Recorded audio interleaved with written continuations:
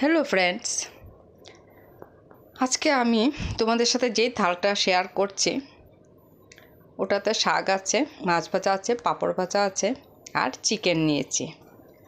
চিকেনটা অবশ্য আমি রান্না করিনি, কারণ নিজের রান্না খেতে আর ভালো লাগে না। তো আজকে আমার একটা ছোট বোন চিকেন রান্না করে আমাকে দিল। এত অপূর্ব লাগলো না চিকেনটা, মানে অসাধারণ, কি আর বলবো। গোলমরিচ দিয়ে চিকেনটা রান্না করেছে, পেঁয়াজগুলো বড় বড় করে কেটে দিয়েছে, আর শুধু কাশ্মীরি মরিচ, একটু আদা বাটা আর জিরের গুঁড়ো, ধনের গুঁড়ো দিয়ে রান্না করেছে। অসাধারণ, মনে অমৃত খেলাম। তাই তোমাদের সাথে শেয়ার না করে আর পারলাম না।